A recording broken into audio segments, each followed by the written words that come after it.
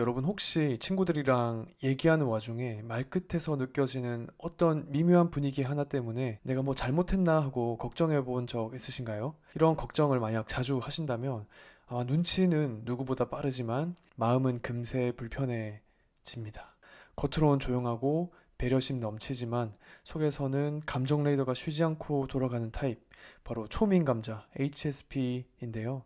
이 예민함은 사회생활이나 연인 관계처럼 촘촘한 공감이 필요한 순간에는 강력한 무기가 될 수 있죠. 근데 문제는 그 섬세함이 나르시시스트에게 누르기 쉬운 버튼으로 보인다는 점이죠. 그래서 HSP는 불만을 좀처럼 드러내지 않고 먼저 자신을 탓해버리는 경향이 있어서 상대가 던지는 애매한 신호에 더 깊이 빨려 들어갑니다. 이번 영상에서는 HSP가 왜 나르시시스트와 엮이기 쉬운지, 그리고 이들의 뇌 안에서 어떤 메커니즘이 작동하는지 살펴보고 이 악순환을 현실적으로 끊어낼 방법까지 함께 얘기해 보겠습니다. HSP는 예민한 사람들 중에서도 정말 초예민한 사람들을 부르는 말이죠. 미국의 임상심리학자 엘레인 아론 박사님이 1997년 민감성 스펙트럼 설문지를 발표한 이후로 현재까지도 활발하게 연구되어 오는 주제입니다.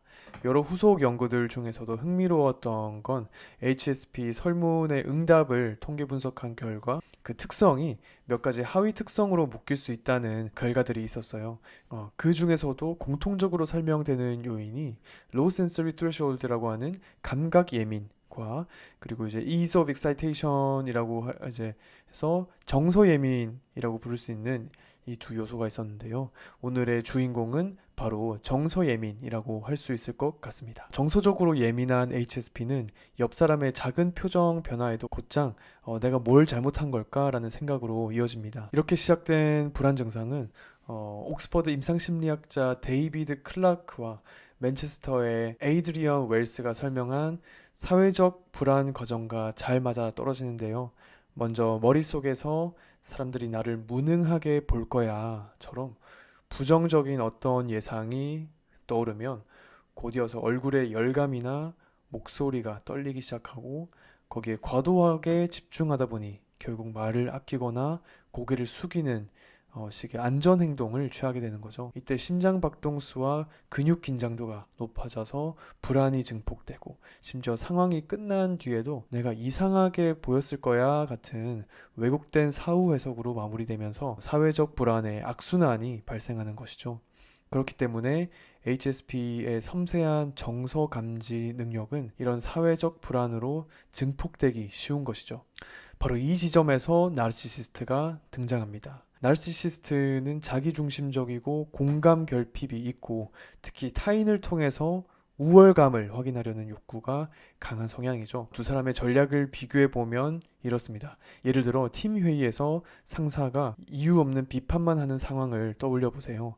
HSP는 내가 실수했나? 뭔가 표의 색깔이 어두웠나? 하고 즉시 자기 잘못을 탐색하면서 계획을 수정합니다. 반면 나르시시스트 상사는 동료들 앞에서 계속 이런 모호한 평가를 던져두고, 또 주변 사람이 불안해하면서 자신에게 맞춰오는 그 모습을 통해서 통제감을 느끼죠. 즉 예측이 빗나갈 때 HSP는 내가 잘못했나 라며 믿음을 수정해서 스스로를 고치려고 한다면, 이 반대로 이 나르시시스트는 너가 문제야 라고 하면서 상대를 비난하거나 거리를 두고 행동으로 현실을 바꿔서 자신의 예측이 맞게끔 만들려고 합니다.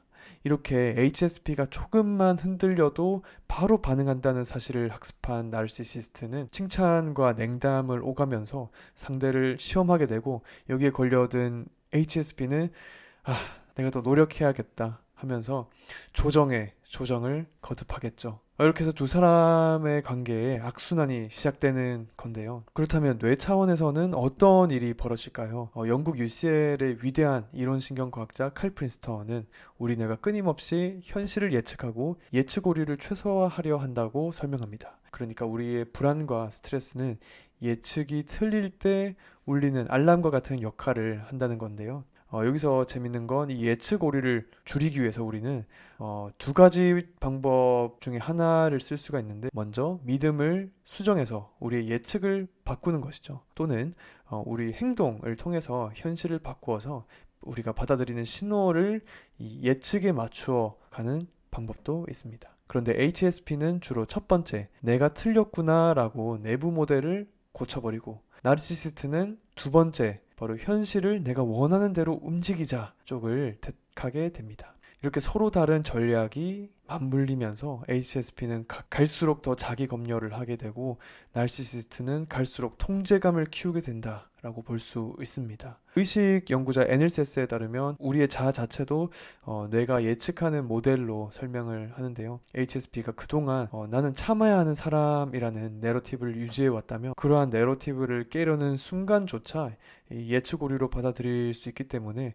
불안을 높인다라고 설명을 하고 있습니다. 결국 익숙한 고통이 낯선 안전보다 편해 보이는 이유가 바로 여기에 있는 거겠죠. 그렇다면 이 악순환을 끊으려면 뭐가 필요할까요? 물론 가장 깔끔한 방법은 나르시시스트와 더 이상 얽히지 않는 겁니다. 하지만 현실에선 상사, 가족, 연인처럼 피할 수 없는 사람에게서도 이런 패턴이 나타나기도 하는 거죠. 그럴 경우에 지금부터 알려드리는 이 세 가지 방법을 활용해 보시면 좋을 것 같아요. 첫 번째는 작은 거절 습관을 만드는 겁니다. 먼저 안전한 관계에서부터 작은 거절을 연습하는 것인데, 이렇게 하면 거절하는 게 곧 관계의 파국이 될 것이라는 사회적 불안감에 대한 예측을 수정하는 것이죠. 둘째는 감정과 팩트를 분리해서 기록해 보는 거예요. 그리고 세 번째는 갑작스러운 냉담, 침묵, 과한 칭찬 과 같은 뭔가 쎄한 패턴이 반복되면 관계 경고 등을 켜고 상대방을 유심히 지켜보는 겁니다.